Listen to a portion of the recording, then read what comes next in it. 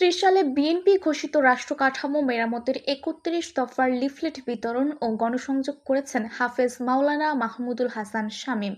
বিশেষ প্রতিনিধি। ১১ আগস্ট সোমবার ময়মনসিংহের ত্রিশাল উপজেলার বালিপাড়া ইউনিয়নে গণসংযোগ ও লিফলেট বিতরণ করেছেন ময়মনসিংহ ৭ ত্রিশাল থেকে বিএনপির মনোনয়ন প্রত্যাশী জাতীয়তাবাদী ওলামা দল কেন্দ্রীয় কমিটির অন্যতম নেতা হাফেজ মাওলানা মাহমুদুল হাসান শামীম। এ সময় তিনি ত্রিশাল উপজেলার বালিপাড়া ইউনিয়নে বিএনপি নেতা কর্মীদের সঙ্গে নিয়ে বিভিন্ন শিক্ষা প্রতিষ্ঠান, গ্রামীণ হাট, বাজার, দোকানপাট ও এলাকার জনসাধারণের মাঝে বিএনপি ঘোষিত ৩১ দফার লিফলেট বিতরণ ও গণসংযোগ করেছেন। ধলা বাজার, Dhola school and college, Dhola Darus Sunnah Madrasa, Dhola deo point school, Dhola আদর্শ শিশু নিকেতন, ধলা আইডিয়াল স্কুল, ধলা ইদ্রাতুন কোরআন কওমি মাদ্রাসা, মাদাখালী নতুন বাজারে বিএনপির রাষ্ট্র মেরামতের ৩১ দফা প্রচারে লিফলেট বিতরণ ও গণসংযোগ করেন ময়মনসিংহের ত্রিশাল থেকে বিএনপির মনোনয়ন প্রত্যাশী জাতীয়তাবাদী ওলামা দল নেতা মাওলানা মাহমুদুল হাসান শামীম।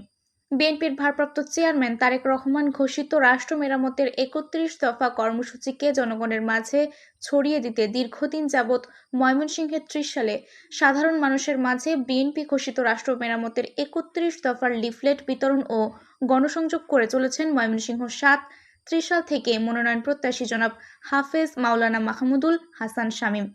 তার ধারাবাহিকতায় ১১ আগস্ট সোমবার জনাব মাওলানা মাহমুদুল হাসান শামীম দলীয় নেতাকর্মীদের সঙ্গে নিয়ে স্থানীয় হাটবাজার, স্কুল, কলেজ, মসজিদ, মাদ্রাসা সহ সাধারণ জনগণের হাতে হাতে লিফলেট পৌঁছে দেন এবং ৩১ দফার মূল বার্তাগুলো তুলে ধরেন। এই কর্মসূচির মাধ্যমে বিএনপির প্রস্তাবিত রাষ্ট্র সংস্কারের রূপরেখা সম্পর্কে সচেতনতা বাড়ানোর চেষ্টা করা হয়।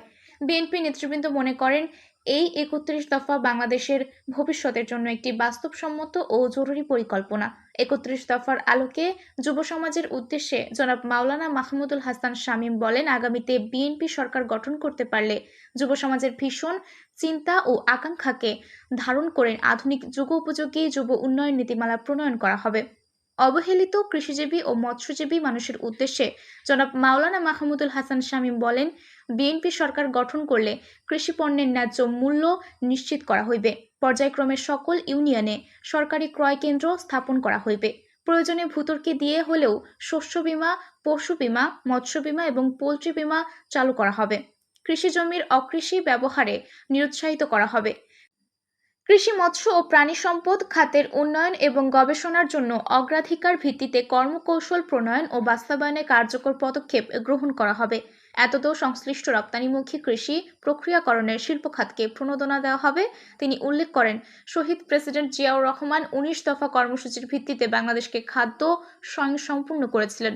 সেভাবে ৩১ দফার আলোকেও বাংলাদেশকে এগিয়ে নেওয়া হবে ইনশাআল্লাহ।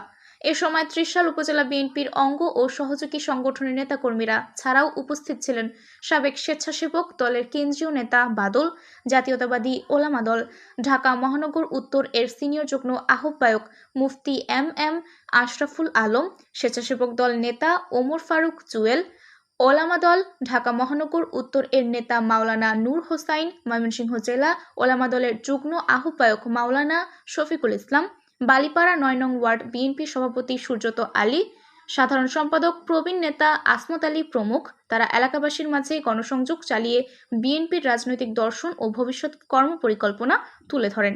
উল্লেখ্য, বিএনপির ভারপ্রাপ্ত চেয়ারম্যান তারেক রহমান ২০২৩ সালের ১৩ জুলাই রাষ্ট্র কাঠামো মেরামতের ৩১ দফা জাতির সামনে তুলে ধরেন।